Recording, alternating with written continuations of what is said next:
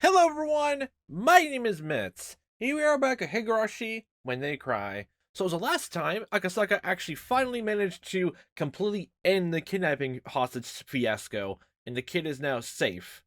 Hopefully. Please tell me that just because he went unconscious there doesn't mean Oishi was then knocked out and the kid was kidnapped once again and we're gonna go on another journey. Oh boy, that'd be something. Oh boy, I don't think that's gonna be what's happened, but I swear to God, if Akasaka wakes up in someone's certain named clinic, I'll be throwing hands. I'll be throwing hands.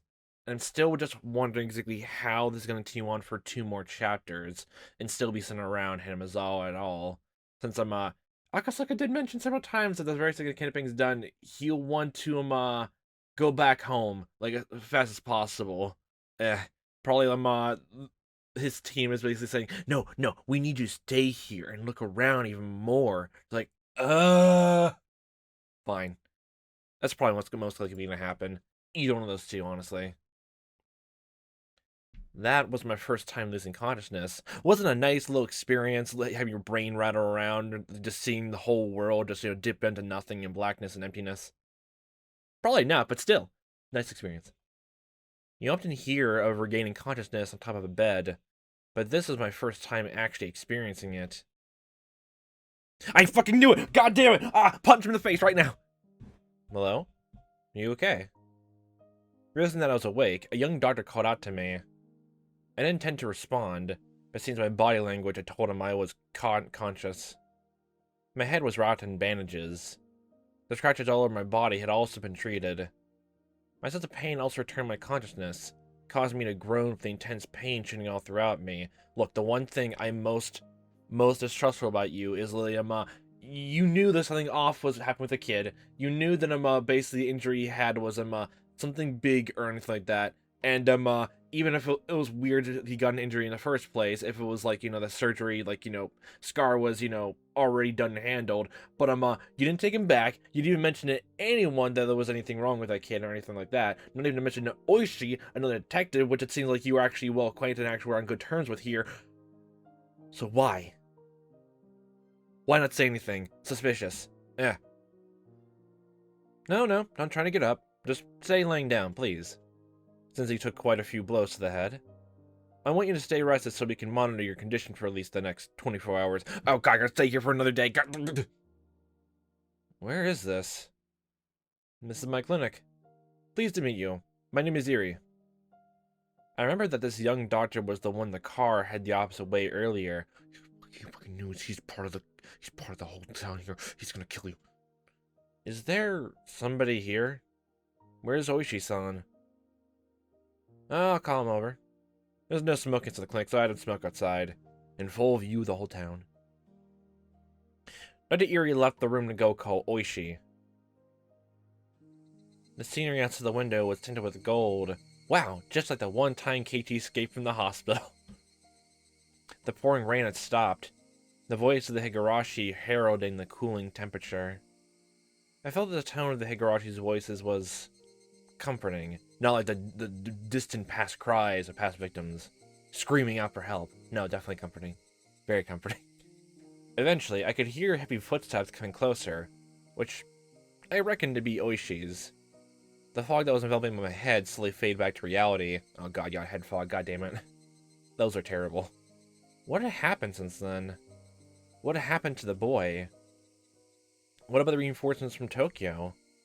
The door to the room flew open, allowing Dr. Eri and Oishi to enter. Oh, so there's no serious damage, is there? I can't promise that. So much concussion. I assessed the wound was dangerous the moment I saw it. Got it? Got it. I would have a little chat along with him for a bit, would you mind? Privacy. Yeah, go ahead. Call me if anything happens. Bye. It's bad I think I trust Oishi more than him. Oishi, they're basically forcing Dr. Eri outside to the door. How are you feeling? I did something I'm not supposed to, so I'm pretty banged up all over. Well, it's worthwhile experience. Not good experience, but experience nonetheless. Put that in your resume. Oishi brought over a folding chair that was leaning against the wall and sat down beside the bed. Were the perpetrators arrested? Unfortunately, no, you say with a happy smile. They probably fled the prefecture, being hidden by the villagers. Well, we won't let them get away. And it actually makes the whole thing from, the first killer, makes sense why people, like, were hiding this whole time anyway. The dam construction project. It's such an open question in the first two chapters, but my issue with this, it does raise that possibility even more, that they're still nearby.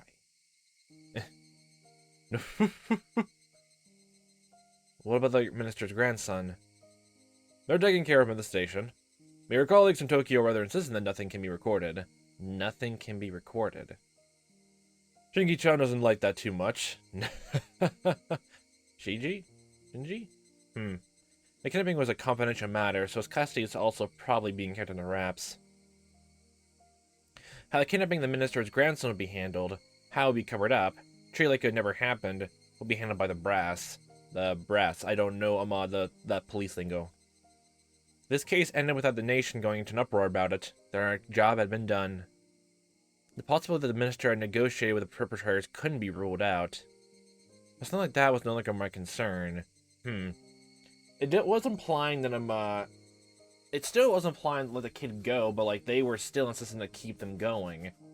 And even with like, Erie's involvement, I'm now just trying to figure out what was the point of that scene entirely of Mion calling her dad. What was the point of that then? That's a loose thread we gotta address right now. But something like that was no longer my concern. My role in this case is over. Yeah, keep thinking that, buckaroo. As long as you're in this town, you're no longer an unrelated party. You're right in the middle of it, the eye of the storm. 30 seconds step outside, have fun going against the blistering winds and the all-flying furniture flying right to your face and cutting you open. Sorry for the trouble.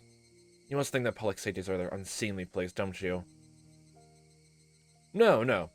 We all work on the government's dime. Only a dime, and not a quarter. Oishi laughed boisterously. When we first met, I was somewhat prejudiced against Oishi. I still kind of am a smidge a bit judgmental. But now that feeling was gone completely. It would be more convenient for us if this case was handled properly instead of being hidden away. If that happened, we would be able to do something. We would have something to do to go with the Sonozaki family with, since they were behind it all. Well, if we just start poking around, we'll get all sorts of pressure put on us, though. What a mess. Are you going to continue the fight against the Sonozaki family after this? Nah, I call bullshit. There's all sorts of dark rumors swirling around them, but it's not like I have a personal grudge. It'd be wise not to step on any toes here. For now. Then when the festival comes, you're gonna be full force into it then.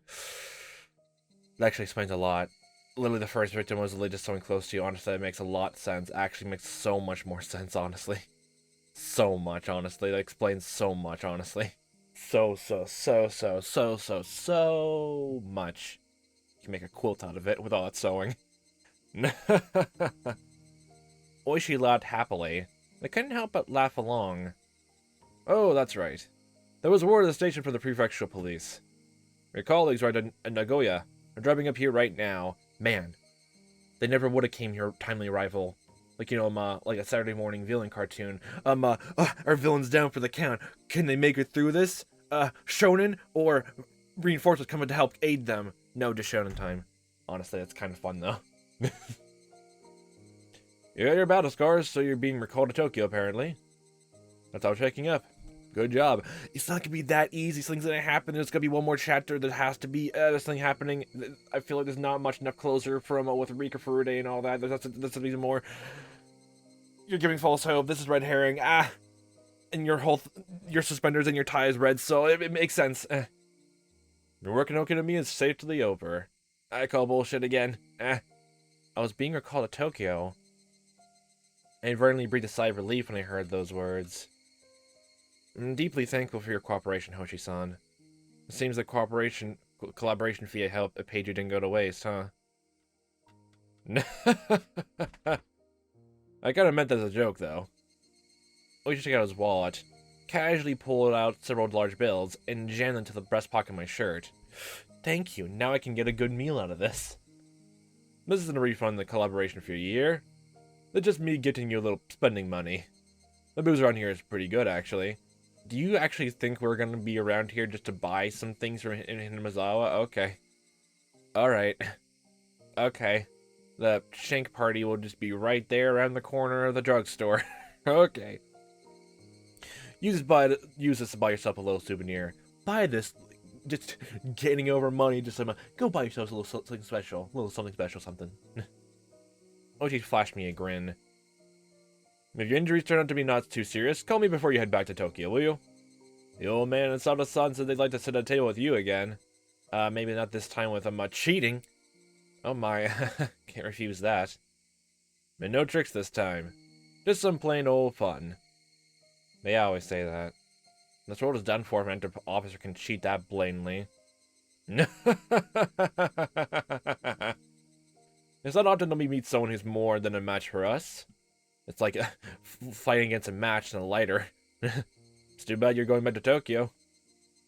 When I heard the words going back to Tokyo from Oishi, I was reminded once again I was relieved from my duties. Yeah, I'm literally said that several times already. Soon, Yuki will be giving birth. It might still be possible to attend the delivery that I had at one time given up on. When I thought that, the pain from my injuries became trivial. You immediately healed up and sprang out of bed and running down to the train station. I wanted to hurry back to Tokyo and see Yuki at once. You pretend that your injuries are a bit more serious and hang around Okinomiya for a bit? Oh no. No. Well, that's probably actually what's gonna happen, but no, don't you do it, Okosaka. You're gonna get the attacked. I could introduce you to a few nice places. Of course, I won't make you pay for everything. I'm terribly sorry, but I'll have to take a rain check on that. Okay, good. So, wait, so that means something else is actually gonna keep you here. My wife is due to give birth any day now. I'm gonna hurry back home. Oh my. I didn't know that. Then you shouldn't be hanging around here. You had to hurry back home. For a while after that, Oishi asked all sorts of questions about my wife, teasing and bantering with me. Well then, how do you feel? Make you get up? Yeah, it's not so bad thanks to you. I can get up and walk, no problem. I stood up and shuffled around for a bit, which seemed to amuse Oishi. Nah, I just thought you might not feel comfortable at that hospital in Hinamizawa. But here he said he wanted you to stay overnight. Yes, thank you. That means something else bad's gonna happen. Still. We still haven't caught the perpetrators. For the time being, this is enemy territory for you after all. Are you saying this hospital isn't safe? Well, that theory somebody is well-regarded in the community. Well-regarded. But that could just mean it being all an act. He's carefully cultivated all this time. I'm on to him. I know that's not how you pronounce his name, but he truly is an eerie doctor. I don't think anything will happen when you're here, but I'm more worried about your mental health. I had to relax a bit now that things have progressed this far. That was exactly as Oishi had said. I realized this was enemy territory. I suddenly felt uncomfortable, deeply uncomfortable, like you were stabbed in the chest. The blood drained out of you, the pale skin. All to see. With leaving being the only thing left for me to do, the chance that I would come to harm was logically fairly low, unless they sent an assassin after you, which is another whole can of worms. That didn't mean I was completely safe even then. That's right. If I'm just gonna be lying down, then doing it in a hotel bed won't all be that different. Right. Those are the things for the best. That moment, I caught a glimpse of the clock over Oishi's shoulder. It was the evening. The hours when I could call Yuki the hospital were almost over. I want to tell her as quickly as possible to meet back at her side. I want to call Yuki the hospital. Is there a public phone in the lobby? You newlyweds are all like this. If I recall correctly, there's one by the register. Newlywed. He literally just got almost beaten to death by kidnappers, and you're saying he shouldn't call his wife? Okay. I'll be waiting here, so go ahead. Oishi, laughing while saying that he was jealous, opened the window and pulled a cigarette even though he was in a hospital room. God damn it. Appreciative of how considerate Oishi was, I set to the lobby to find the phone. The first thing that comes to mind is just seeing the alligator thing, just the holder one. I just wanted that to be the phone, actually. Just lift up the tail to put the receiver onto your ear. It's just funny. That just sounds charming to me. Oh god, I'm getting reminded of Garfield phones now. That's a whole other creepy thing. Ugh. The lobby was just a short distance down the hallway from the hospital room. I thought this hospital was a bit too grand for a village like this. But of course, it was nothing compared to the general hospital Yuki was admitted to. Running inside a hospital wasn't the best of manners, but calling hours would soon end, so I dashed over in a hurry. Yeah. There's nobody else in the lobby. It may have been the evening, but there was nobody at the reception desk. Stroked chin. Well, this might actually be lucky for me. I wasn't planning to have a conversation to feel guilty about, but it would still be embarrassing to have someone listen to the conversation between me and Yuki. That's if they don't have the phone lines tapped. Taking a quick look around, I soon found the payphone. Digging in my pockets, I got a few coins. I was calling Tokyo from here, so I burned through this amount fairly quickly. I picked up the receiver and inserted a coin, then dialed the number for Yuki's hospital, which I had completely memorized at this point. Whir, whir, whir. Number for Yuki's hospital, a lot of 8s and 9s, and dialing in inevitably took some time. Oh, it was a rotary like payphone or something like that, just from the whir sound. Normally wouldn't be a big deal, but currently any time was precious. However, I felt that something was strange. I was dialing a number. I don't know exactly how to put it. It was that the receiver was too quiet. It's wiretapped. The unique white noise in the telephone line wasn't there. Somehow, I felt that I wasn't getting any feedback from the phone, and without feeling a response, I gave the receiver to try again. The coin popped out from the return slot. I reinserted the coin and began dialing once again. The receiver was still dead silent. What is this? Is it disconnected?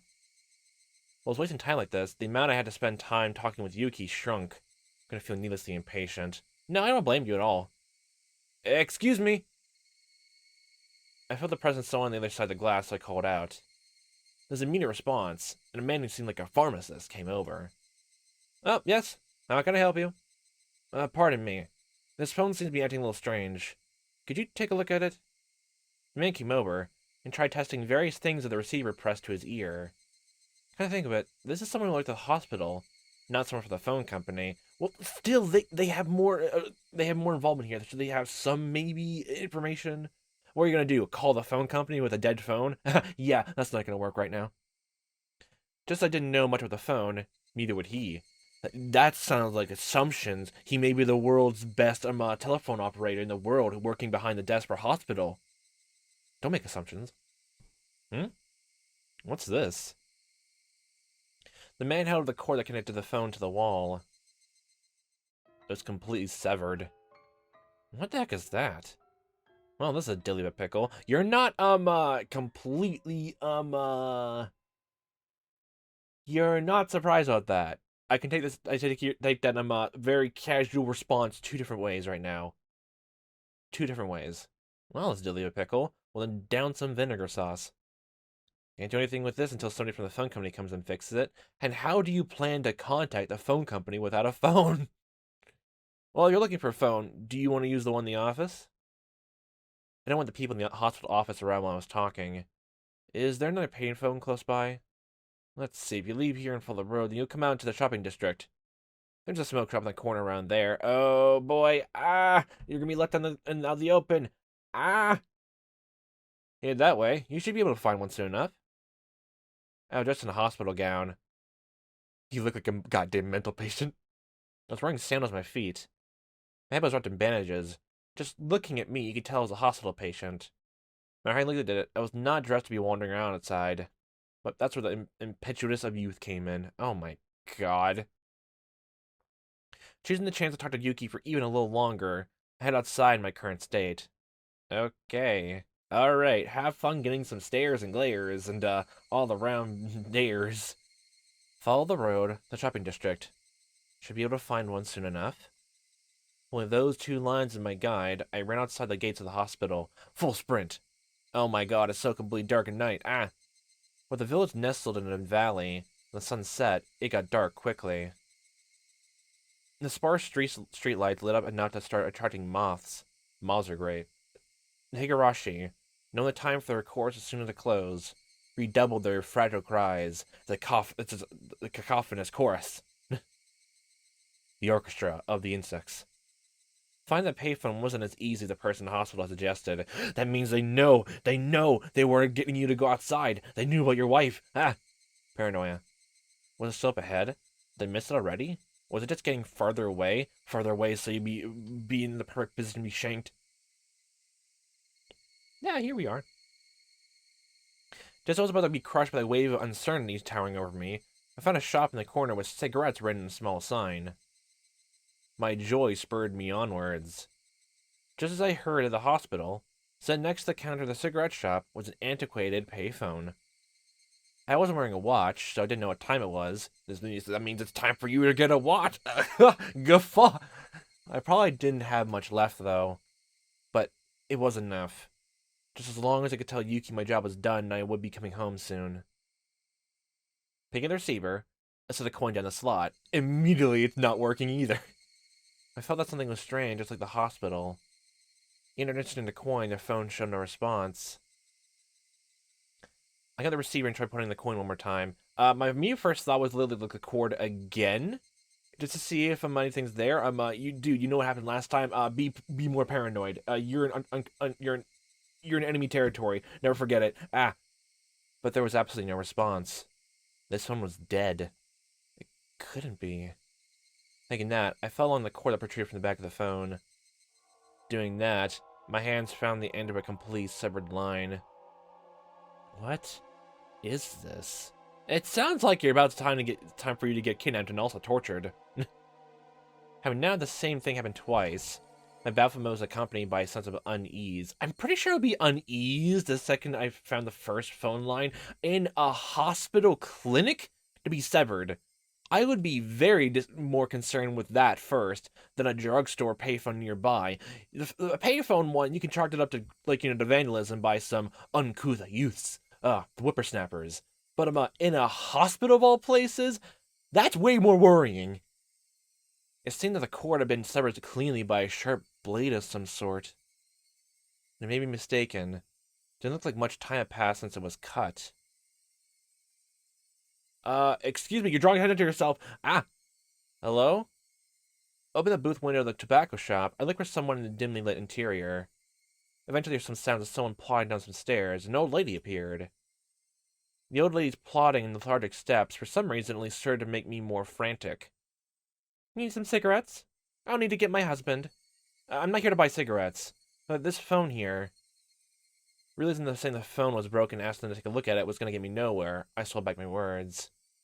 Sorry, this seems this phone is broken, and I was wondering if you could tell me where there's another payphone. You're literally going on a wild goose chase, so you're so far away from the hospital, and for any kind of help, then you should have taken up the office. Honestly, it didn't seem like you didn't particularly distrust the hospital staff, but you distrust the town more.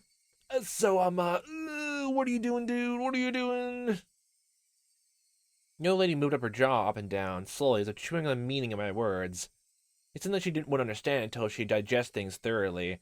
Did she also not notice that you're in a hospital gown, looking like crazy, just all that? Oh, so the phone is broken. That's a dilly bit pickle. You should try another payphone. The old lady directed me to another payphone that seemed quite a ways away. Her way telling me was so long-winded, I inadvertently started getting impatient.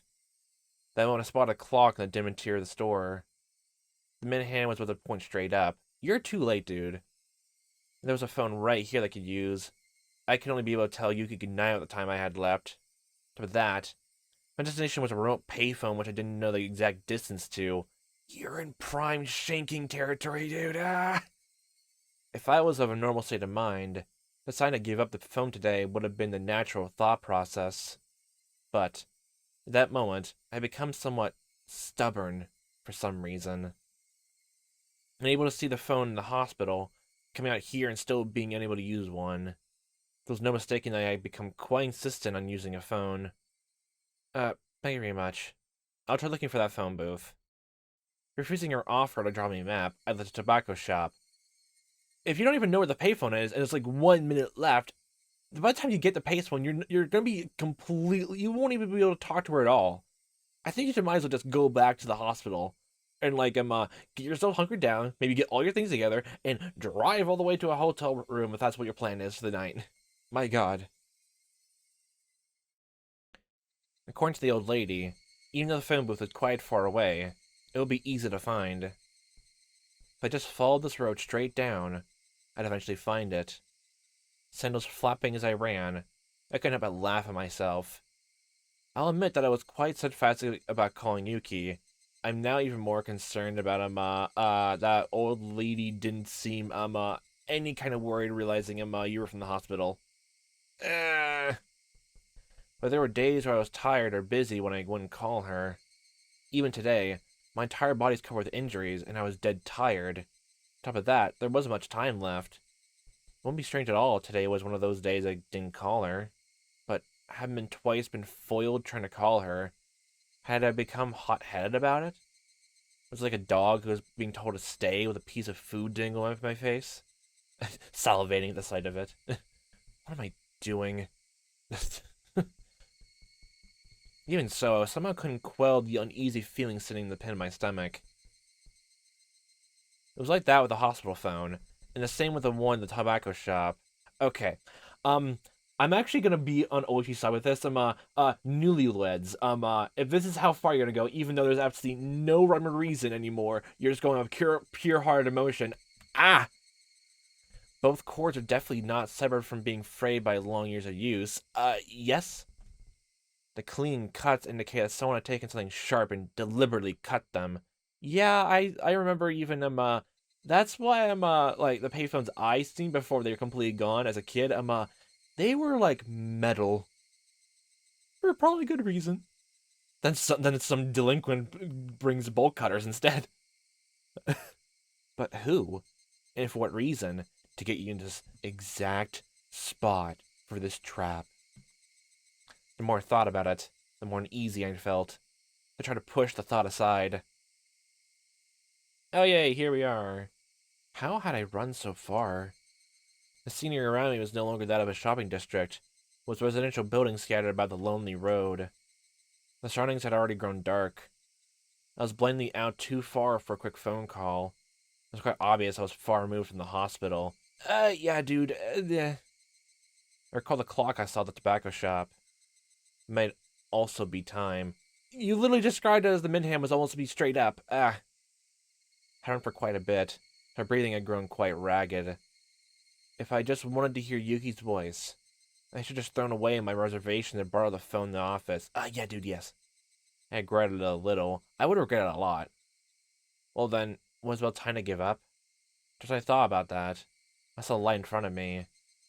I had finally found it. It was a phone booth. Okay, this is oh god, this is uh uh okay. It seemed the light in the phone booth had recently been changed, as it shone with a vivid white light. Although in the gloom of Hinamizawa, was nothing more than a gathering spot for moths.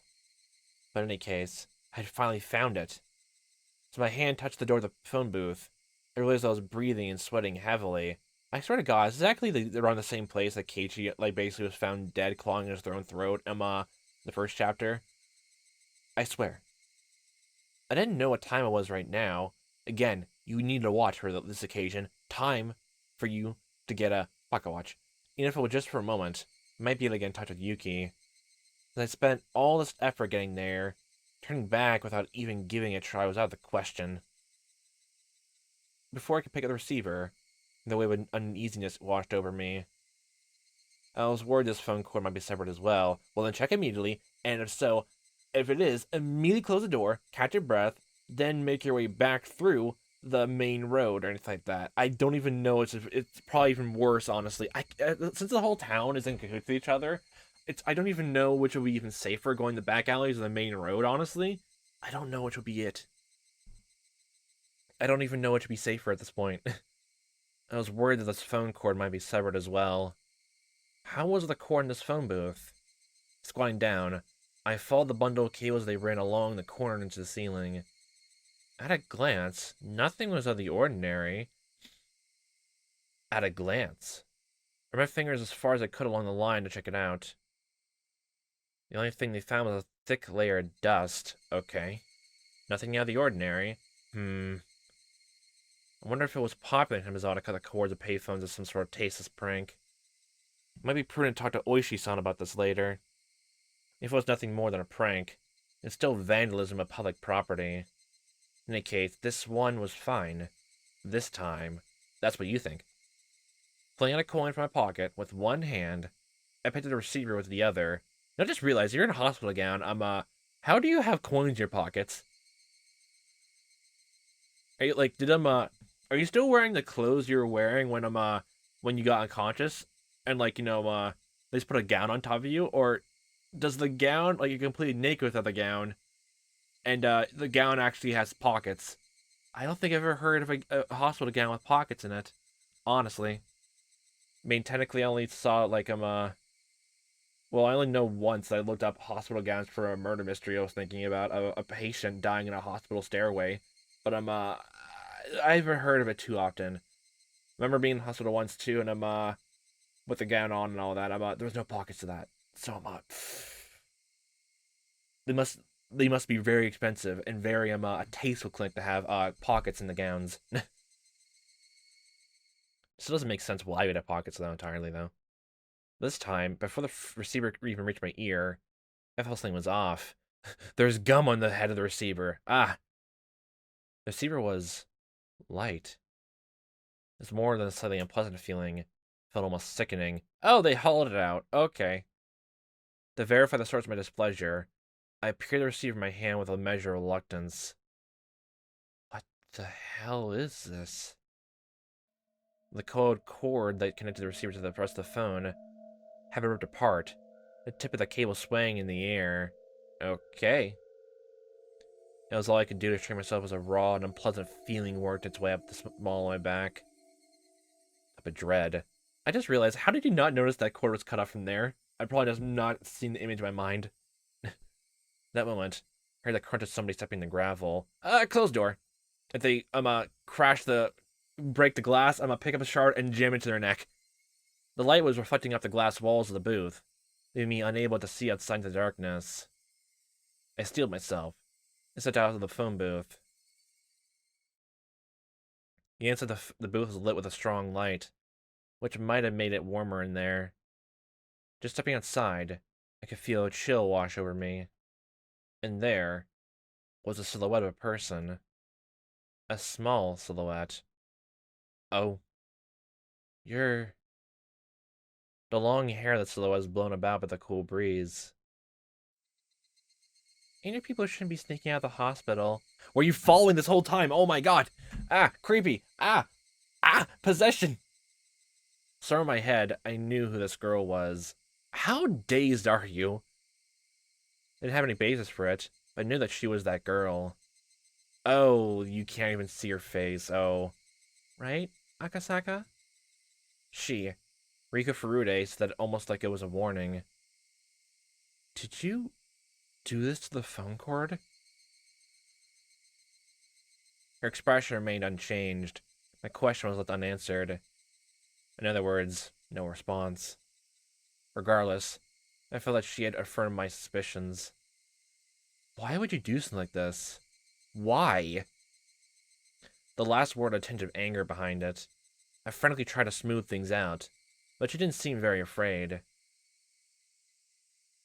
There's nothing that can be done. Huh? I interpreted her words as meaning that I wasn't going to be in time for calling hours at the hospital. By thinking about it, that would have been a strange thing to say. Why would she know something like that? I could take what she said to have any other meaning.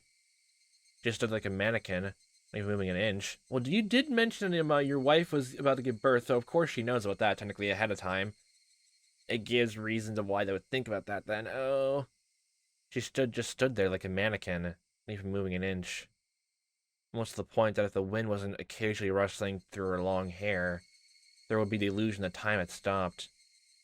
I know very well that you think I'm creepy, Akasaka. Huh? No. That's not true. My denial came out almost like a bad piece composed for a poetry slam. Her words are right in the mark. I always felt something ominous and uncanny about her. Really, it was only after the very first time it happened, with you're a coward, that you start thinking that. Ever since her strange threats at the shrine. Yeah. That's a possession smile. She had noticed that my expression was contrary to my words, seemingly laughing in the gap between them. Akasaka, you coward. I'm not a coward. Being laughed at by the small child didn't sit well with me. Well, have fun. So I said that. Even if you find another phone, it's too late. That's right. She didn't even have to say it. It was absolutely too late. I have already missed calling hours by the time I reached this phone booth. I was too late. I had no option but to give up for today. Once I decided that, my unhealthy obsession with phones suddenly faded. Even I thought that it was strange that I was obsessed. That strange obsession now gone, I began to laugh at how hopeless I was. That's a strange point of words. That strange. I thought it was strange that I was obsessed. Okay, that's a unique set of words. I mean, just look at what I was wearing. It wasn't normal. A hospital gown and sandals. My head wrapped in bandages, and my body completely soaked in sweat. That's probably because you was running. And if it wasn't for you running purely, then why did you run all the way out here? It was a wonder that the old lady at the tobacco shop wasn't surprised to see me. Just the fact that she didn't react at all. Isn't it suspicious? With wanting to hear Yuki's voice and my motive, I had trapezed around the town the entire evening. I didn't know whether to call it the follies of youth or simply plain embarrassing, or a secret third option. In any case, it was all I could do but to laugh at myself. Now, there's nothing left for Akasaka to do tonight.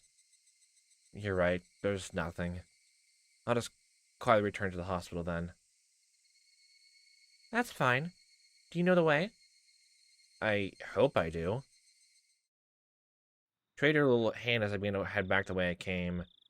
She began to follow alongside me. Creepy. Looking at her face, I could see that she wore a mischievous smile, as if she was extremely interested in whether or not I would get lost. Is Rika-chan's house also this way? It is. Won't your parents be mad that you're walking around late this hour? No! Not really. My parents are busy today, so they probably forgot about me. That's sad. Even then, it's best we head on home. We'll definitely be angry. I mean, besides, I guess the other people of the day, unless it was someone absolutely just being completely horrendous, it almost feels like she'd be the most safest person, like the safest kid in town then, although the elders respecting her and all that. Although not completely, as there's always the exceptions. Even if they are, it's much more interesting to talk with Akasaka, so I'm fine. She said that with a face free from worry as she looked up at me once more and smiled. When she showed me that smile, the eerie feeling surrounding her faded. But even then, she was still as mysterious to me as ever. We arrived at the corner I had turned at earlier. It was much darker than before, and with the point of view changed in the return trip, I wasn't very confident that this actually was the corner I turned at. Yay, lost! There's no mistake. It had to be this corner. I was gonna move my feet again. The girl grabbed at my clothes. Wrong way, you doofus. Isn't Nagasaka going back to the hospital? Of course, at least I intend to. Actually, it'd be more horrifying if this actually is the street to go on, and she's like saying, no, it's the wrong way. Oh, yeah, duh, of course, and follows her and going to the complete opposite direction. Ah! Am I going the wrong way? A short moment of silence. What do you think? Eventually, still holding to my clothes, she began to walk. It was the beginning of the walk to the hospital the mysterious girl would take me on. Okay, we're going the complete opposite direction. That's the intermission time, folks.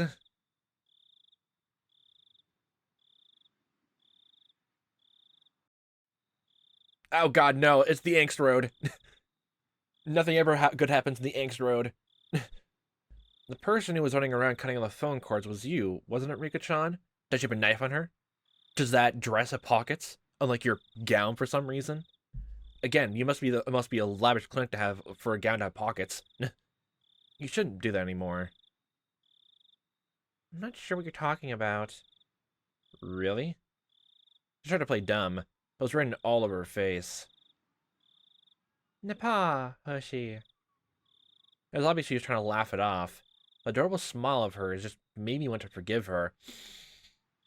She's the best at manipulating people with just simply aura and presence alone. Ah.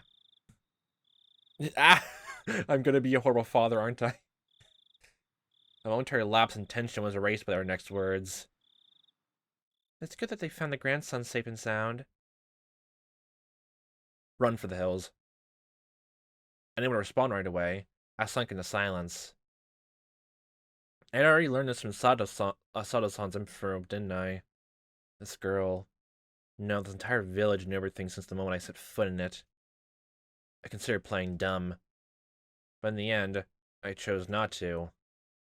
With everything being known already, there's no point in me feigning ignorance. Somehow. That's great. Now you can go back to Tokyo. Thank you.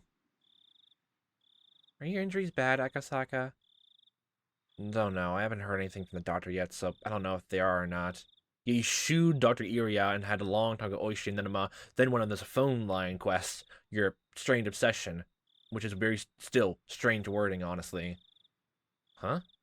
I think of it. I vaguely remember being told to lie down, take it easy for at least 24 hours. Yes, and you still went against that. Does that mean bed rest? Yeah, have fun, you're subtly bleeding out of those bandages in your head wound. The wounded shouldn't be sneaking out of the hospital. People shouldn't be cutting phone cords. Meep. I have no idea what you're talking about. I don't know what you're talking about either, then. As we played dumb with each other, we both laughed at the same time. If somebody saw us laughing at each other like this, it would probably bring a smile to their lips. I think they'd be weirded out by someone in a complete, like, injured patient, walking around with a little girl. I'm pretty sure they're more weirded by that. The chances of Akasaka leaving this village alive weren't very high.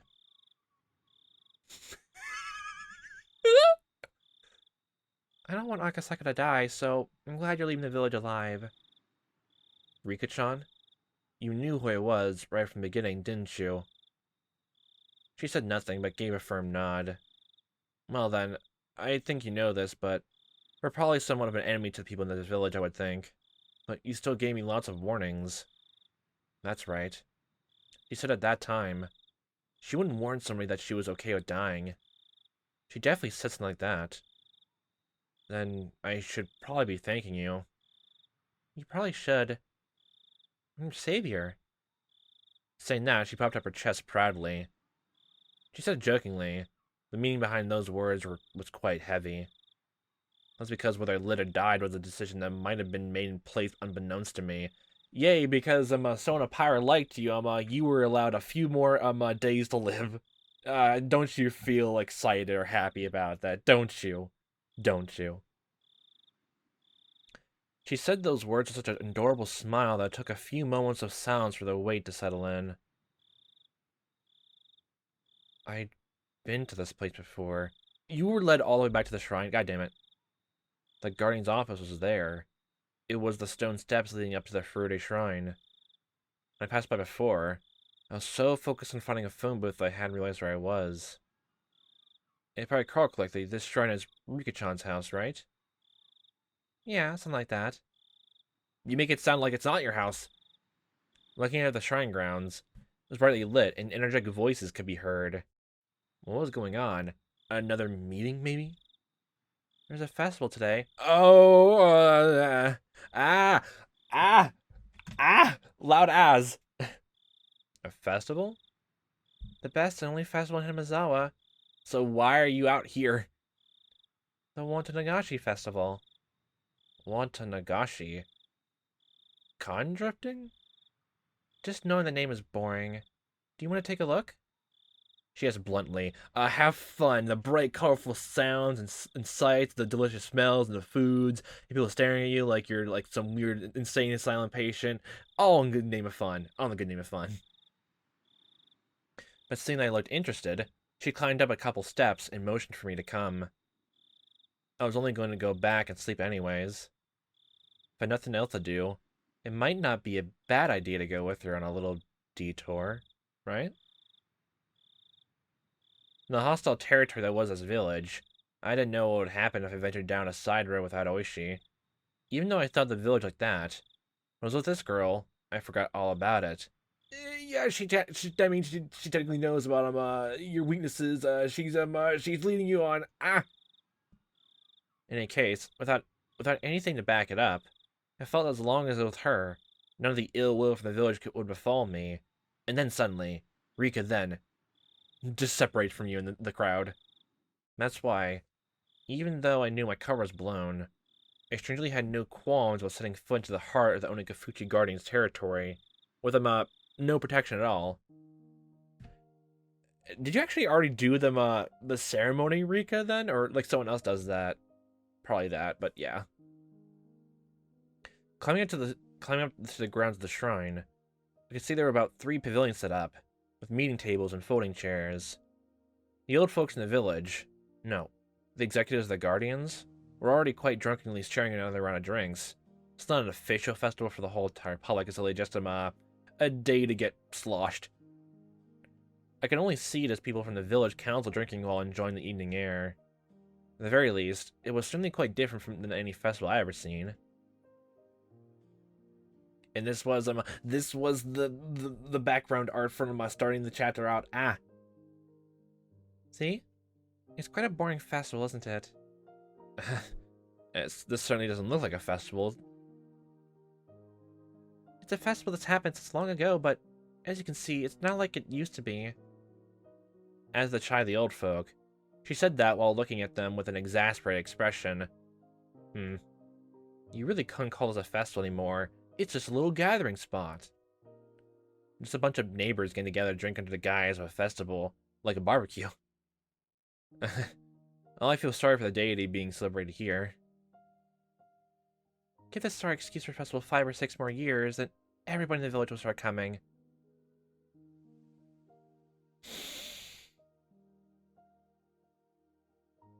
The ceremony will also be done properly, and it'll be a respectable festival again. What she said was not so much wishful thinking, it was the telling of a future that had already been determined. Yay, fate, destiny. She wasn't even predicting it. It was almost like she was simply reporting the results.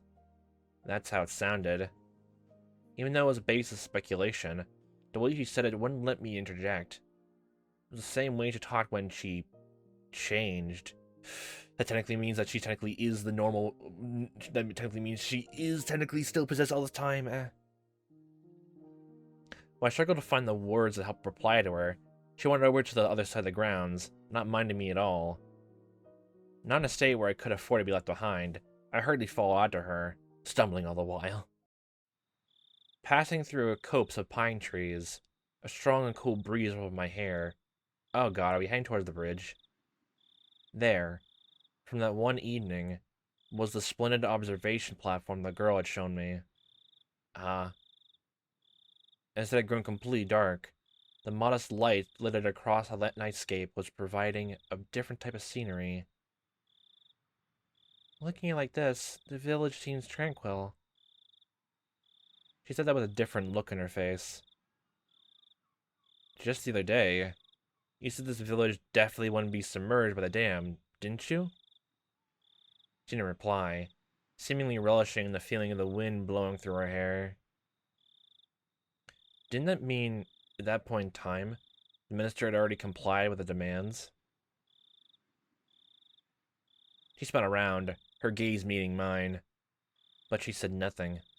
She spoke nothing that would either confirm nor deny what I just said. This case will probably remain shrouded in darkness. Headquarters probably doesn't want trouble from a scandal with the minister breaking out. The truth would be not longer known, But this definitely feels like, again, that was a theme I actually wanted to explore more, and like or see in other stories. For sometimes even learn the truth, like on any level, was actually horrible, and like not even just to like learn about it, like get comfort from it and move on, but just learning about it, exposing it, actually made it worse. Like what was it? I loved it when the Great Ace Attorney like had some variants of that. I won't spoil exactly what it is, but I think it was near. It was basically in one of the endings of one of the cases. They had that small theme, at least the implications of it, where if the the whole world at large knew exactly what the main characters did, things would turn out a bit worse for some people. I always wanted to see that idea played with more. Like even the truth was just too terrible, even when the most righteous people in the world hear about it, it's better if they didn't actually learn about it at all. There's even some exceptions to it. I would love to see how other writers would tackle that idea. Hmm. There's no mistake that they threatened to kill the grandchild. Then negotiations with the minister were successful, and the grandson was released. I want to say the grandson was you. Oh yeah, ah yes. Wipes Knuckles offhand, looks at them. I'm definitely a hero. I wonder about that. The discovery of that wallet that started this chain of events. That alone was almost too convenient, I think. That literally honestly that was actually planned from the start. They just kept the kidnapping going. That's actually just what the that's actually a very subtle way to just lead the tracks down, but then again, why didn't Eerie mention about the whole thing with the kid?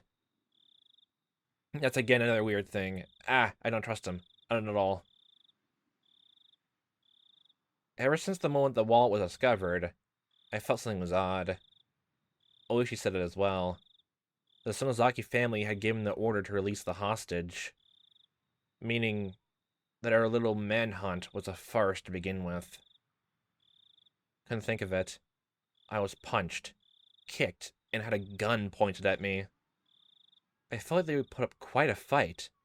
That might have been all part of a good performance. Once the negotiations were successful, they couldn't just say, "Here you go," and return the minister's grandson right into the doorstep. They knew the public safety had realized this was a kidnapping case, and moving in on it, so they wanted to make sure they don't get tied to it at all. And if they did, just make it seem like you did it. Great job. Now, leave. Skedaddle. Hmm. That's why, due to the actions of public safety, the grandson was able to be rescued safely. And to be honest, that actually ties in so much more. Like, not to, like the divine, I guess, idea of fate and destiny, but like in how people like have so much power, like to even apply that make sure this happens, make a good performance out of it, that no matter what happens, this is technically what's gonna go down. And actually thinking about it, does that mean if I go back to the chapter there actually was no choice at all for all that to happen? Or well, Rika did mention there was a lot of chances from him to die, so I guess be part and parcel. Hmm. Hmm. There is that. Huh. That's why, due to the actions of the public safety, the grandson was able to be rescued safely. The minister didn't give in to any unreasonable demands. That type of performance was necessary. Hmm. So was the fact that I'm actually thinking about it, does that like Han, I'm trying to think, if no demands were met, no demands at all were given, none of them were ever agreed upon by the minister, and yet the grandson was still handed over. Other than the motive for that, literally just kidnap raise a performance about all of that, especially since on either end, the whole thing's gonna be confidential. There's gonna be no eyes placed upon it. So like, there's no thing about mass media being onto it, onto the whole town itself. So what exactly was the plan there then? Hmm. I don't know about these difficult things. Likewise. Even for me, I can't make much sense of it. But there's one thing I can be certain of here. Hmm? It's just as you said. This village won't be submerged. The damn project will soon be over. That wasn't something an officer of the law should be saying. Well, you're working underneath the government. Yeah, have fun with that. But I naturally let those words slip from my mouth. This village may have stirred up all sorts of trouble. That was because they were protecting their homes. If someone just decided by themselves that I had to leave the house I was used to living in, I would resent them as well. On top of that, it wasn't a place like mine where I just happened to be renting it, but a place their families had lived for generations. It might be ignorant to call their desperate resistance to no reaction, not really be qualified to criticize politics or bureaucracy. But deliberately building a dam on land that was loved by its residents wasn't something I could get behind either. Still, aren't you glad? Oh, hi. Why would that be? At the very least, with this peace, we'll return to the village. Even though the minister promised to use his considerable influence to cancel the project, it would probably take more than a few months before it would be completely scrapped. At the very least, it would probably take 1 or 2 years. For the villagers to officially hear that their village wasn't going to be submerged at the bottom of the dam was still a ways away, still a ways to go.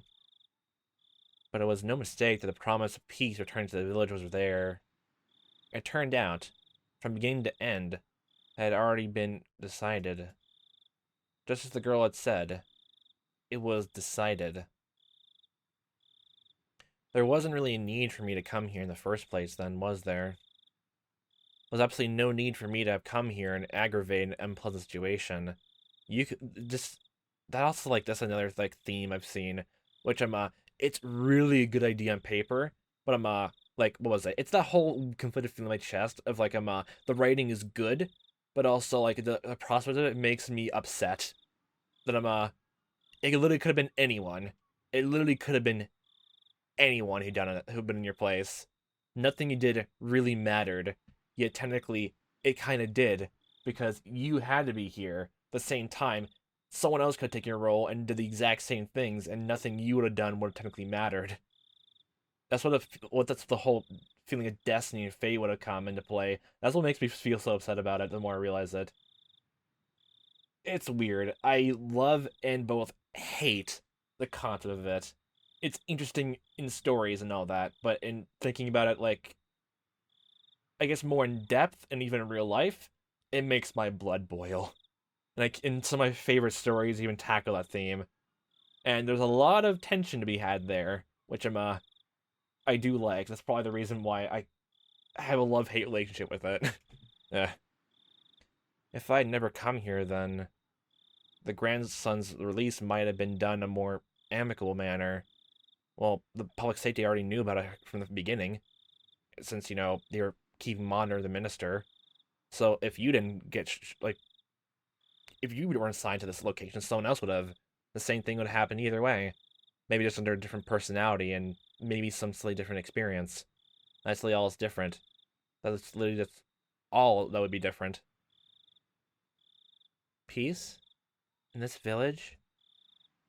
When I nodded, she laughed as if to admonish me, but her face remained indifferent, expressionless.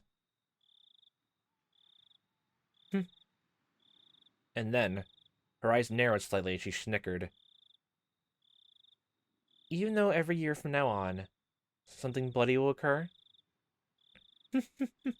Okay, we're really just laying it out that something's gonna happen later on, indirectly or not.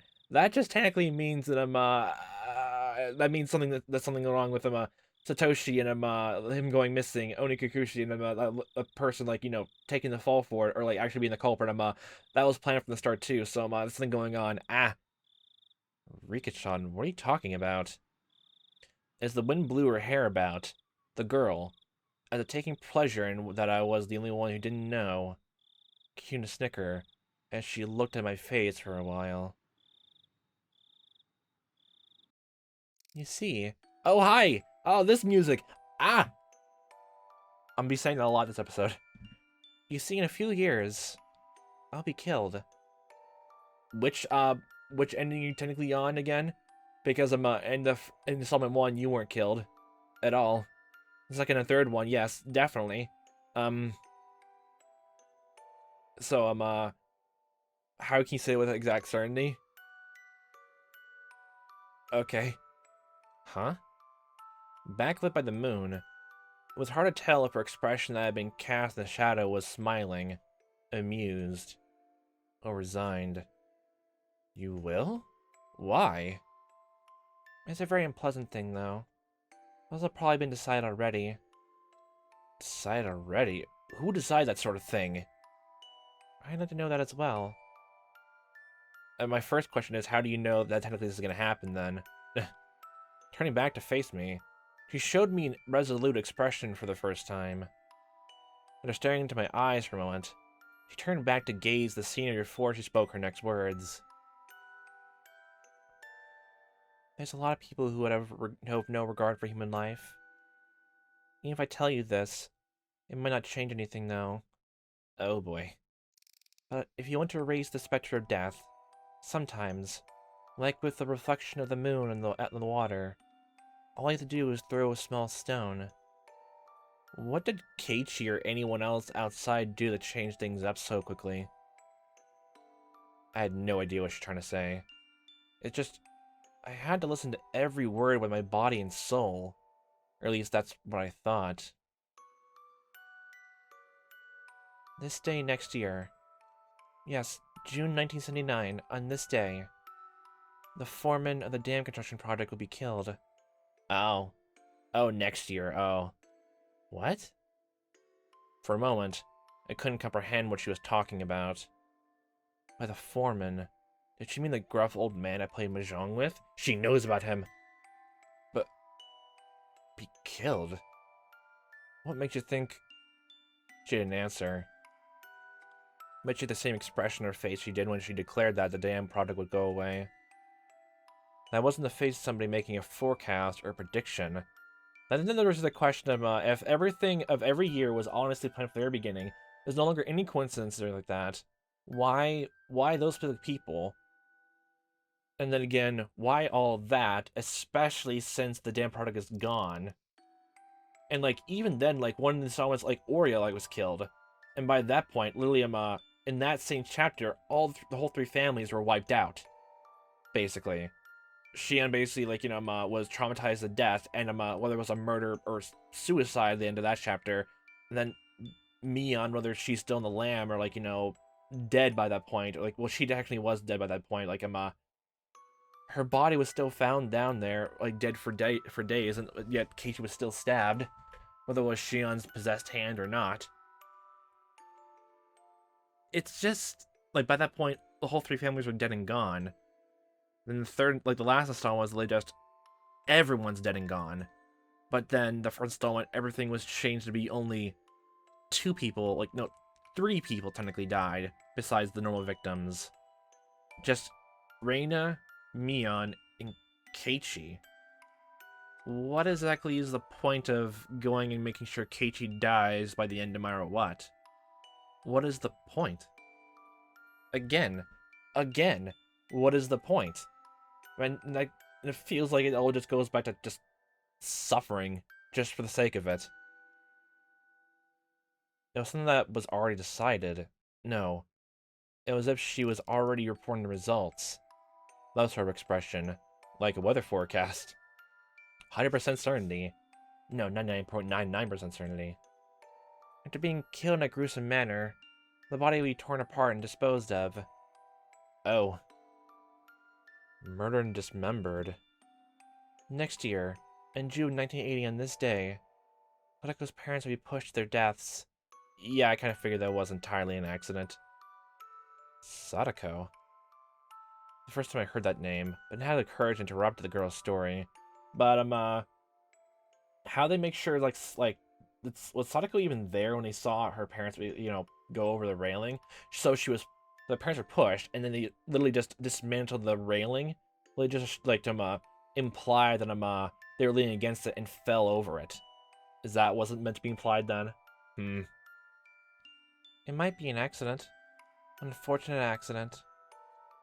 The girl smiled faintly, but she wasn't exactly encouraging me to smile along with a lifeless look in her eyes.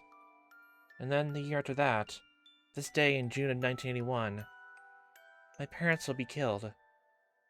And then the year after that, this day in June of 1982, Sadako's abusive aunt will have her head split open and die. And the year after that, this day, in June of 1983, or possibly a few days afterwards, I would be killed. If all the deaths were preordained, then the last one would also be all according to plan. But then, whose plan would it be? My first guess, my first wondering is, if you know it's a plan, then why'd you first hear about this, and why do you have some inkling about this? That's the weird thing about this. This village is full of murderers and people who have no regard for human life. You find to believe that all the deaths up to 1982 would be the work of somebody in the village. We find to believe that all the deaths that would occur were at the discretion of those who control the village. That didn't explain what would happen in 1983. There's no way that the last death would fit in with anybody's plans. They had no regard for human life. They used every means at their disposal to meet their goals.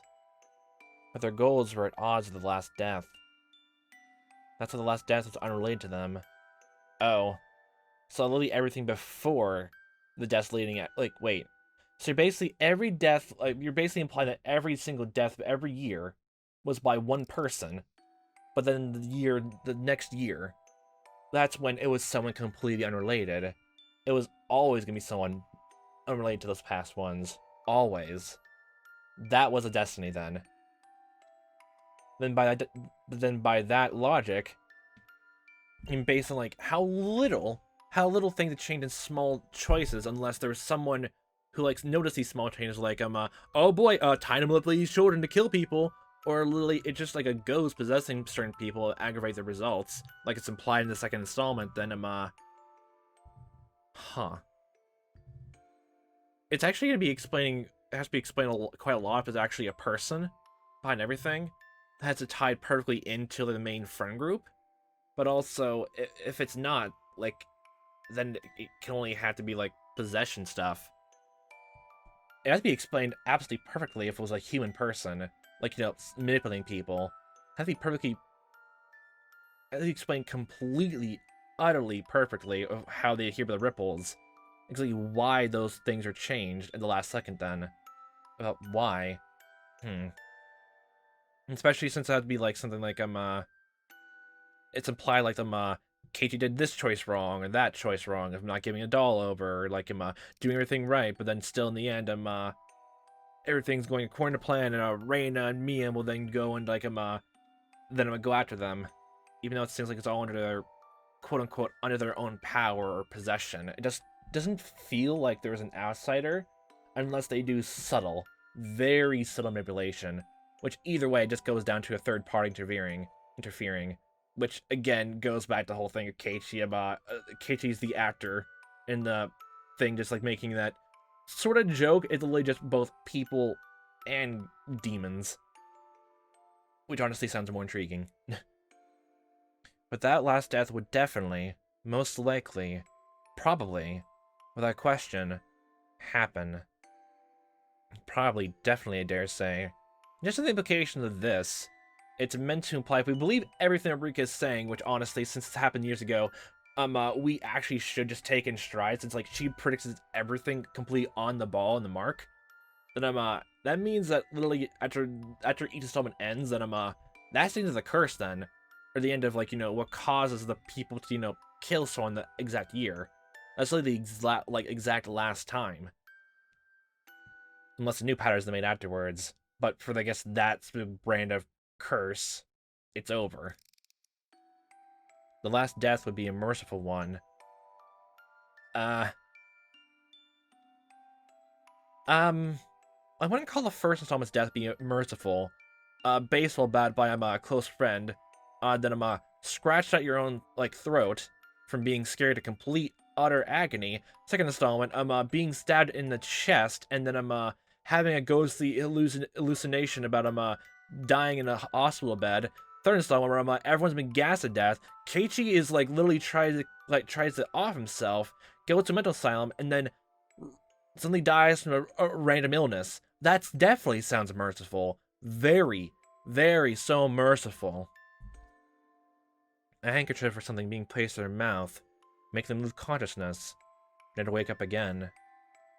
Really, whose plan was that? I want to live happily.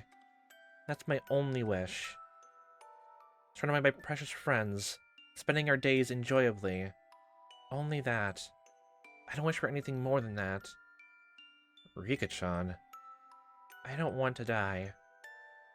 The girl, stoic as ever, let his last words slip in the end. Hmm.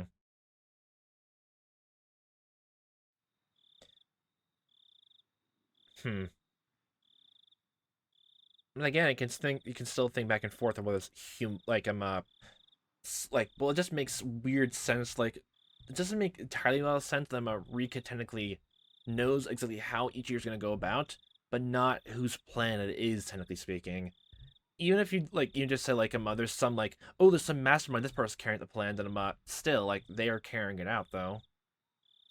It just seems like it's implied from that she doesn't know anything about who's calling it or anything like that. Not even the people who are actually gonna cause the deaths of each year. And there's still also the whole thing of I guess a superstition way of she technically is the son and maybe the incarnation of Shiro-sama. There is that too. Again, back and forth, wishy-washy. Eventually, we're discovered by some drunks. The girl, as well as I, were dragged back to the festivities. Yeah, come on, little girl, drink this special this is apple juice. No, wheat juice. Have fun, please don't. Everyone was completely drunk, so even when they saw my head completely wrapped in bandages, they wouldn't let me leave. Well, certainly, if I was in good enough condition to slip out of the hospital, it must not be that serious, they must have reasoned. The girl was mingling with everybody, being pampered like a kitten. Her expression was adorable, not like the one from just before, predicting her own death and whispering that she didn't want to die. Having said that, even thinking about it again, that's another thing though, because even the second installment, Rika definitely said point blank that she would do something about it, even though everything was, preordained and all that. There's that again. There's that slight contradiction. And by that point, anyway, she was gonna die, and then Keiichi went in the future. Well, of course, she wouldn't really know about that. Well, but if she knows that, everything, technically is gonna go, out of whack, then it's gonna be weird. It's almost like that thing of, I've seen some stories just, set of, prophecies and all that, where, the very thing you learn about it, you technically unintentionally follow it just because of all that. And there's also some stories where someone goes their way not to go to the prophecy, and then they still learn it that way. But it's always because the prophecy is vague enough that they follow along with the prophecy point blank. It's always because of that. It's always because of that. The prophecy is vague enough. It's always that. Having said that, having a silly and lively conversation like this, it was hard to believe that these people were the core of our extremist resistance group. They're just winding down. They're just silly guys. Don't worry about it. Even if it was a shell of its former self, it was a festival where people in the village gathered. So the 20-some odd folk here should have included some of the village executives and other important members. Among those, there was no doubt that there were members that were at the Sonozaki family council in attendance. Meaning, even if we never met face-to-face before, there were people here who know my identity. A small village like this, they knew the faces of all the villagers that had lived here. That's why, without even saying anything, it soon became obvious that I was an outsider. But they actually seemed interested by that, asking me all sorts of questions about Tokyo, drinking while musing the faint relationship the city had with the villagers, emphasizing with a rather meager environment. The confidential talks the minister were finished. His grandson was in police custody. Everything was over. And since that technically is next year, ooh. Ugh. Literally, this is just one step of their plan, honestly. It wasn't, it never was actually, honestly, just from the police confidential stuff. It was really just, this whole event was really just a small, slight, a little just how Rika mentioned. It's literally just a pebble thrown into the water, and then the ripples will go forward. Then a larger rock will be shown to accelerate the ripples down further, with dismemberment death. It's really just that. I might not have to be put in another perilous situation. To me, they were only my adversaries because of my job. Outside of that, there was no reason I couldn't be friendly with them. Next time I visited this village, would it return to being a tranquil and beautiful place? If that happened, I might be able to take a relaxed walk around the village with her again. My cup was once again filled to the brim with beer. By the time I was able to get away, it was the middle of the night. The girl at some point disappeared. It seems that her parents had told her to go home and sleep when she let out a large yawn. The old folks, who had absolutely no remorse for making an injured person hang out with them, told me as much as they laughed. That's funny, though. I was just there drinking, so I had thought to help a bit with cleanup. However, my help was refused on the grounds that I was a guest. On top of that, they had a car prepared to take me back to the hospital. Oh boy. So the phone lines were cut just to reveal all this. Not just because... Then again, my mind immediately then goes to, they know he's an adversary, but because of his job, like how you mentioned right now, but outside of that, they're perfectly fine with being, like, cordial with him. Anything, like, else, they sympathize with him. They know exactly why he's here. They're doing that. That's why they keep the pretense up. That's really just why. They didn't really do anything harmful, unless it was really just, they made a wrong choice of that with them, I'm assuming those choices with them, the kidnappers and all that in the woods. I'm assuming that's the only place you can have a choice for, like, bad endings and all that are come to play. But it just... It then just goes in the whole thing again of, like, oh, Keiichi and all that, all those other kids and all that, didn't seem like they had anything to do with anything going on, unless there's some bigger thing in play. Why go after a kid, then, who literally just an outsider, knows nothing of proceedings of the political or, like, you know, inner workings, the dynamics of the town? Why then be, like, put him at the very center of everything, and then, in the end, make him go through such horrible torment, and then kill him off at the end? Why? Why? On top of that, they had a car prepared to take me back to the hospital. Losing the battle against my sleepiness into the car, I was sound asleep until we reached the parking lot of the hospital.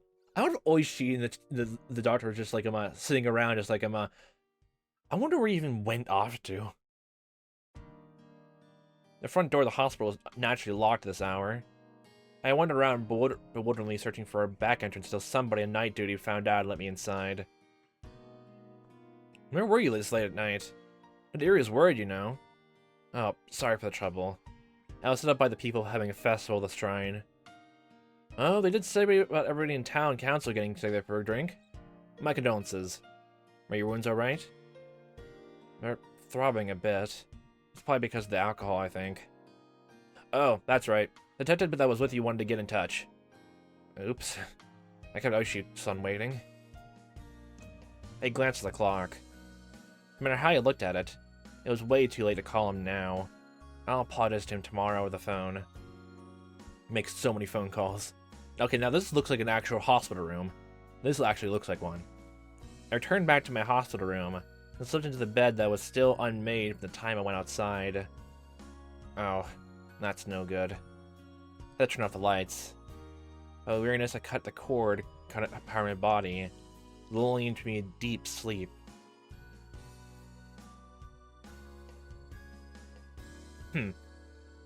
That was actually an intriguing chapter in more ways than one.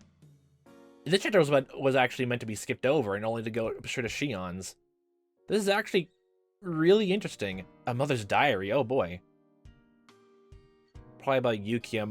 My good-for-nothing husband didn't call me. I'm worried about him. Prophecy at the beginning. Heard someone's prediction. Achievement unlocked. Huh. Well, the predictions are right in the money, but unless Rika heard it from someone or saw it as a written note or something or rumors about that. But again, rumors again. rumors, again, that who, where, or how, or why did she learn about all of this? Or it was like literally the tips with the section with the weather, like they bring up once or twice. He like predicted just like a weather almost.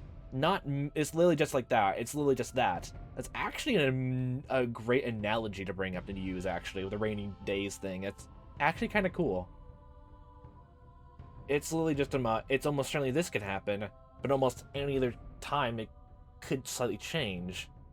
But still, like it was definitely for certain those days someone is gonna go and die, and that's exactly these people, only these specific people. But the manner of how it happens is really just up to interpretation. Then, oh boy, oh boy. So what's in here? There was something I didn't like about my child. Oh, okay, okay. Where I'm immediately already getting foreboding by just that one line alone. Okay. I first realized it when I started writing these down. They never warn you about it in any books about raising children, but they aren't just a plaything. Of course they're not!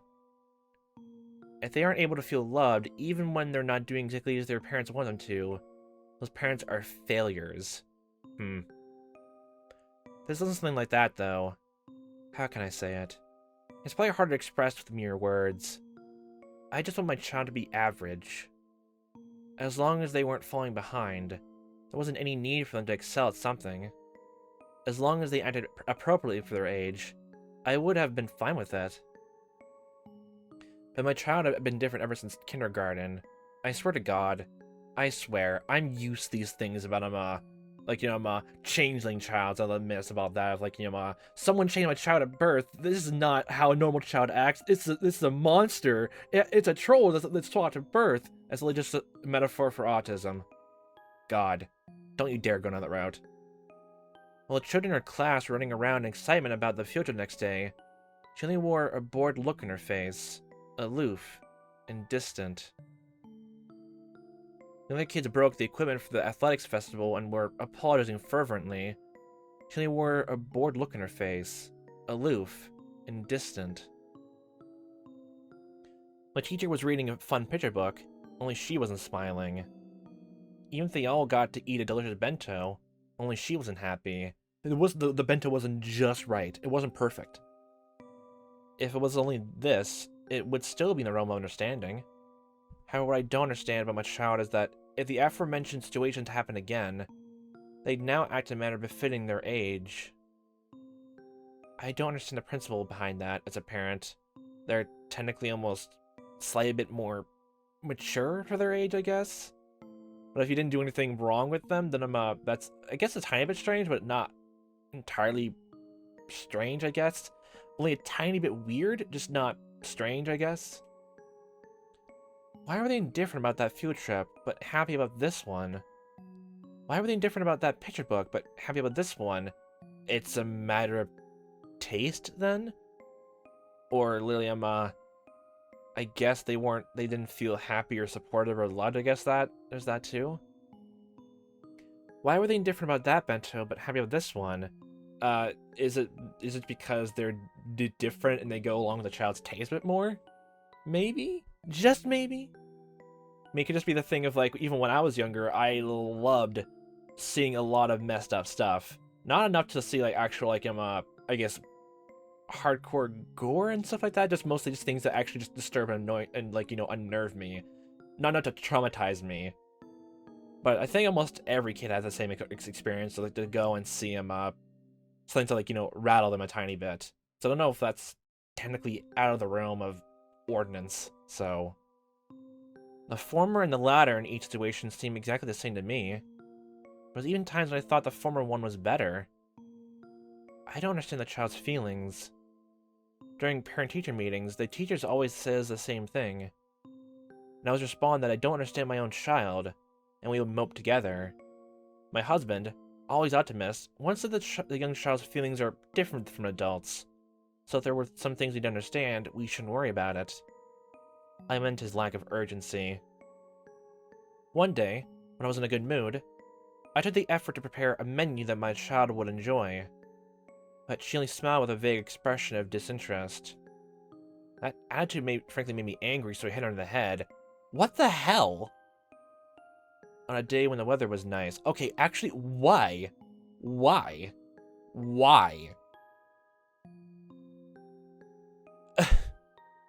The laundry I just hung up to dry was blown by a large gust of wind, causing the entire line to fall down. But she, watching me trying to pick up the laundry in a panic, stood there laughing. That attitude really made me angry, so I hit her in the head. You're literally just making your own stupid fucking cycle because of that. Because of that one time, now it just feels like she's now just having fun, just about you getting slight pitiful revenge almost, and then you hitting her again, and then the next time bad misfortune happens to you, she's gonna laugh about that again. It's literally just this. She was fine, normal, and all that beforehand, but now you're making this stupid cycle. I think the same sort of thing happened countless times.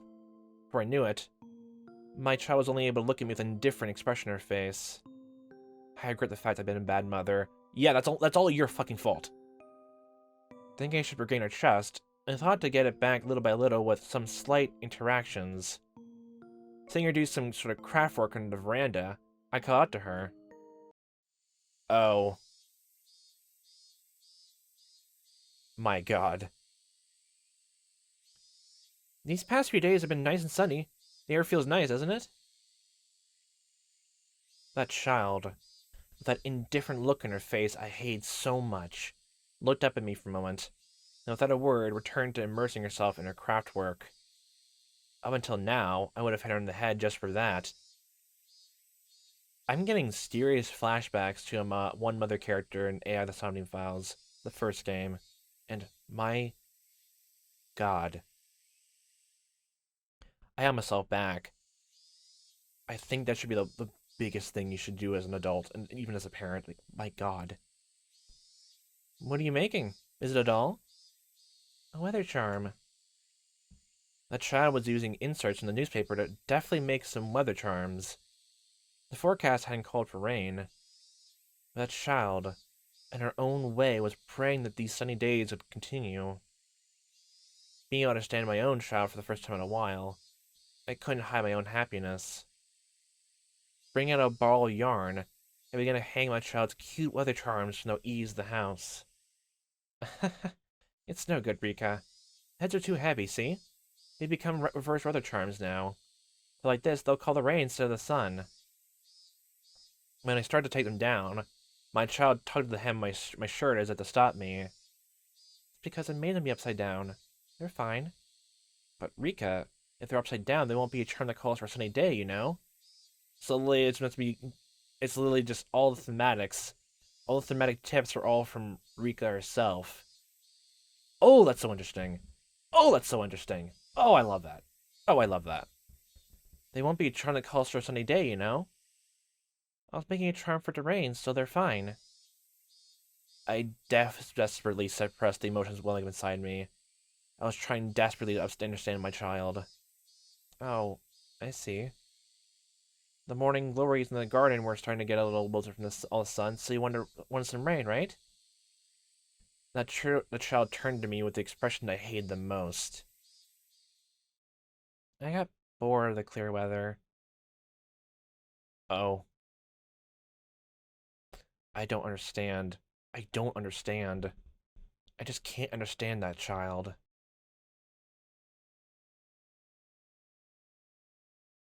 Alright. Alright then. Okay.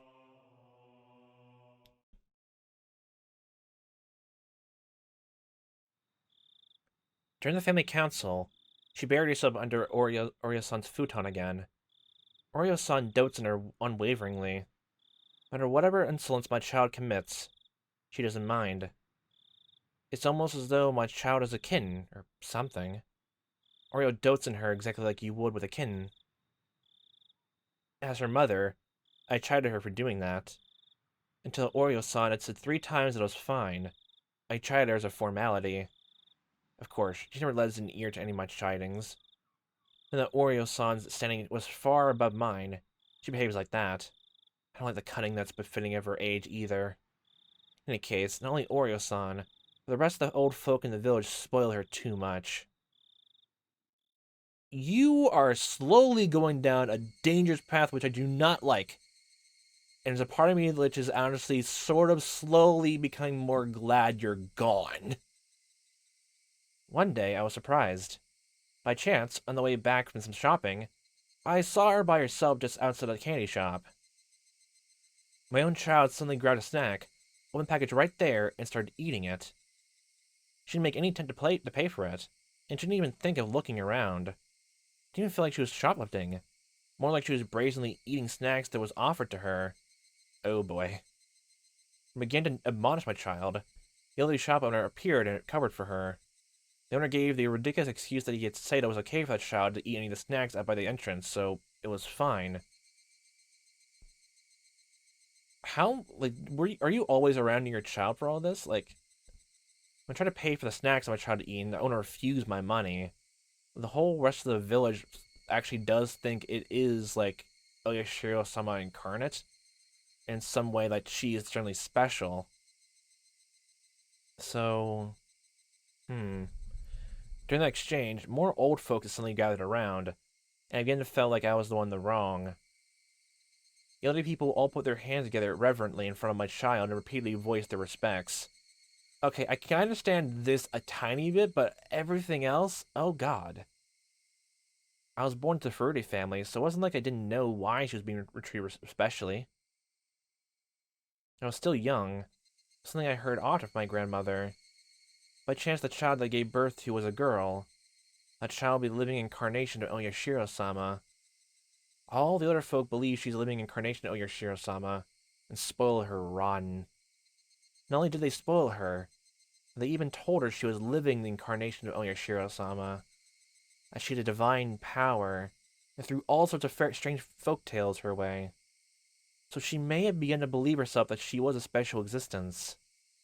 I went around and told everybody that it wasn't good for her upbringing, so stop telling her all those strange things. There was no uprooting the elderly people with deep-seated superstitions.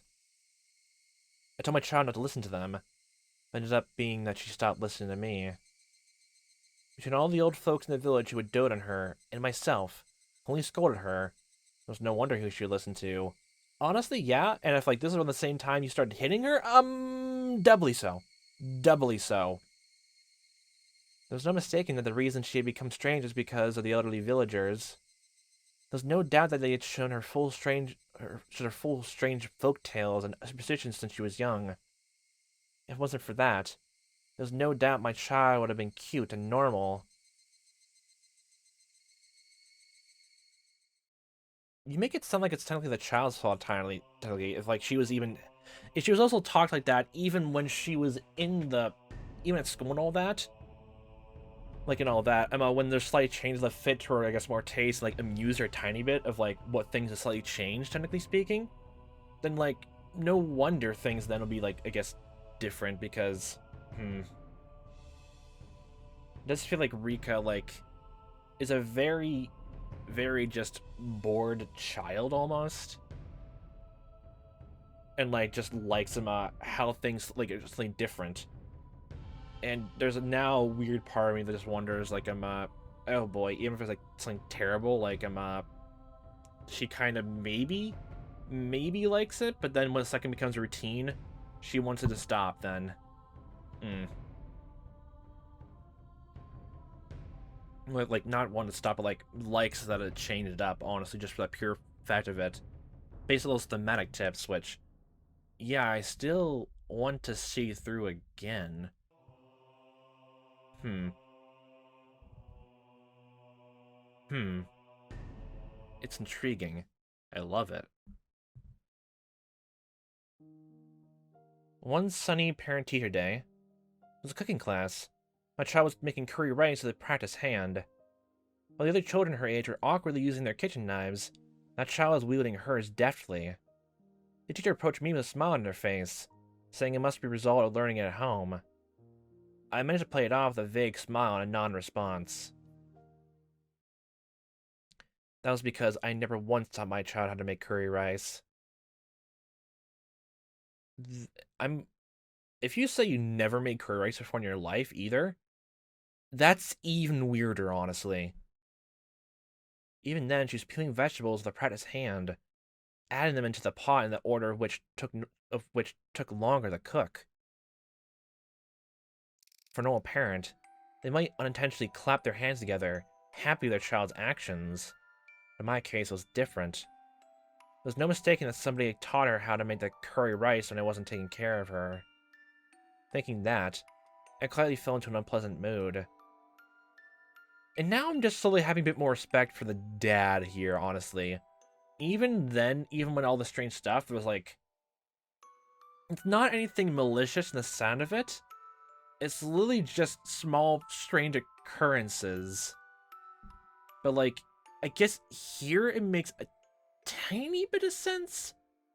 I mean, like, if it's literally just if it's literally just the whole fact, I swear to God, if you say you never made curry rice in your house before at all, then it makes complete sense why you would act this way. But if you have before, and Rika like watched you do it and all that, or like seeing glimpses and all that, I wouldn't call that an issue at all, because there has been a whole thing of like child prodigies. It definitely feels like you're taking the superstitions of the town itself and using it in a negative light here, and it's negatively affecting your own mood, honestly. And I'm actually having a bit more respect for the dad for even literally just acting, making sure like Rika acts like a normal kid. It's best that even for like different oddities.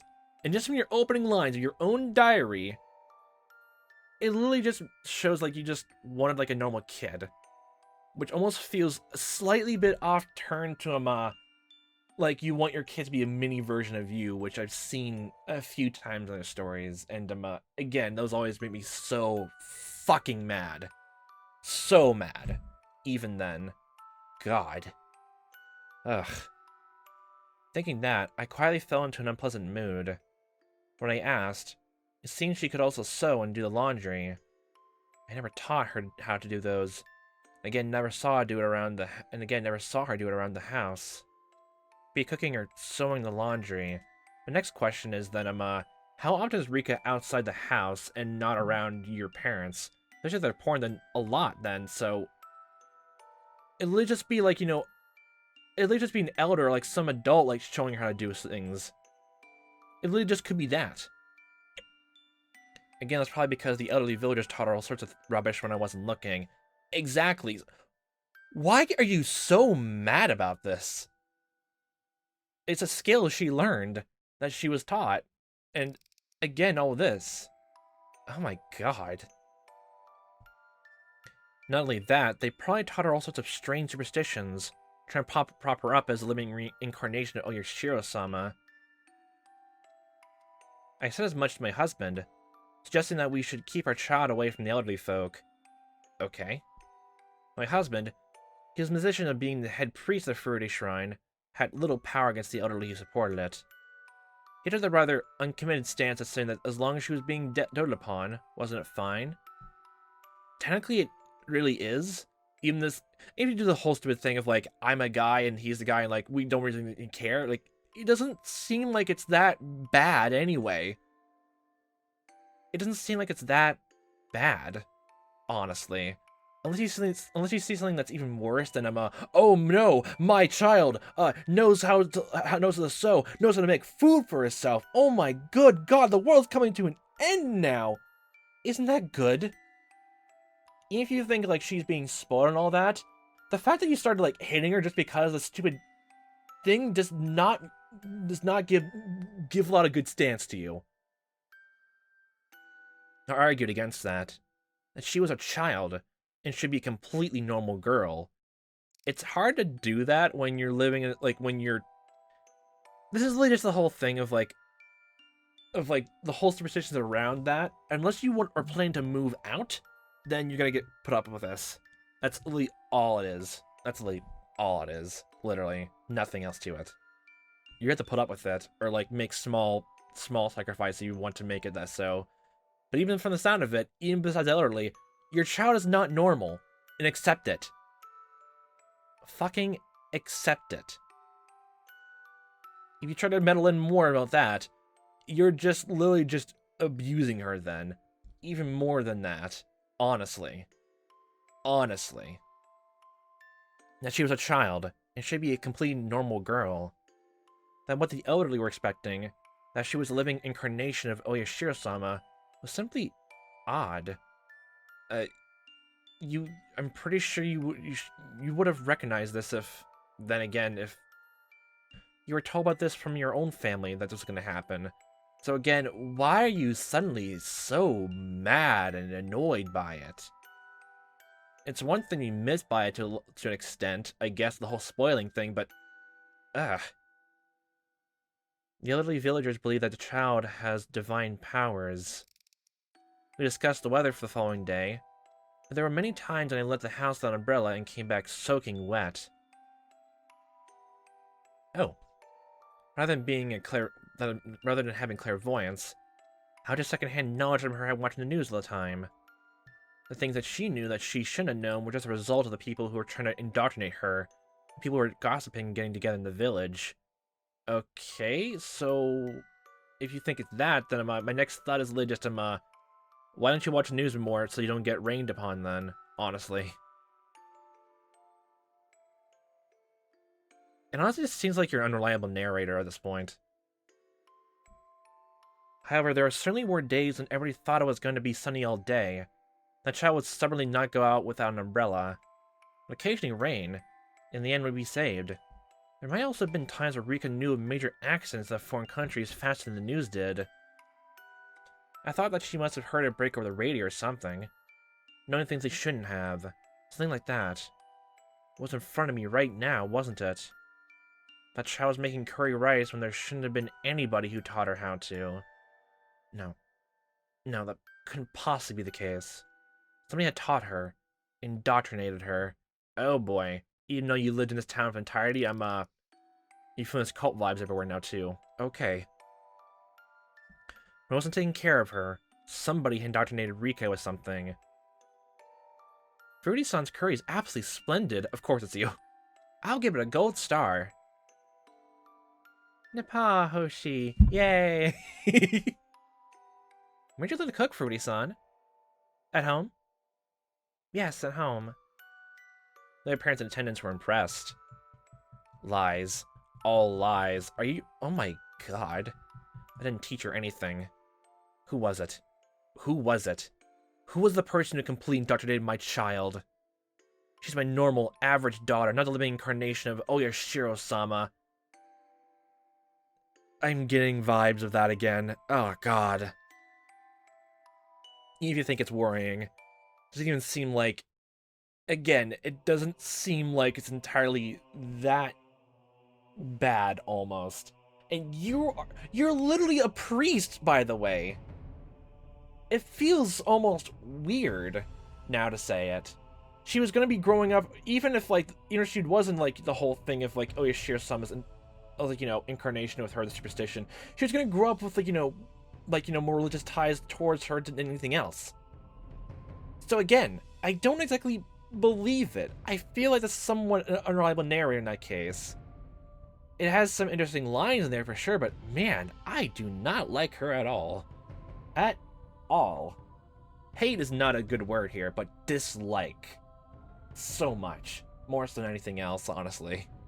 So much more than anything else. Oh boy. Oh boy. I'm assuming the very last chapter of this will then be Lily have the opening tease him I guess learning all about what happened in this iteration of what happened in Hinamizawa Village. And just based on how Rika acted, it's either each incarnation she was going to be gutted by someone, killed.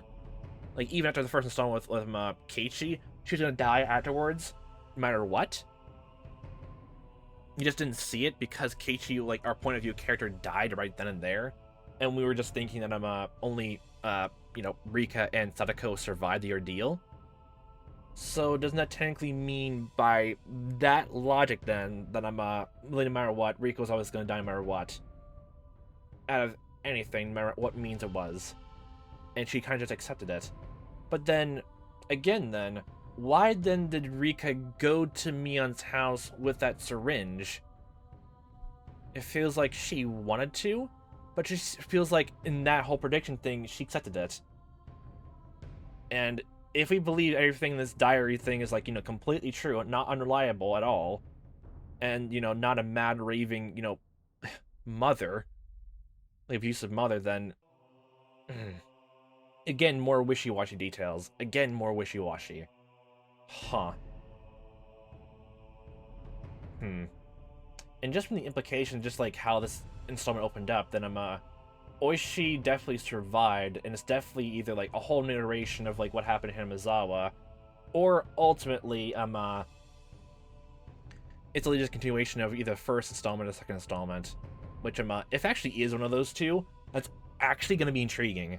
If it's not, then it's really just another separate thing entirely. But if it is one of the first two installments timeline and events, that would be so intriguing to see, honestly.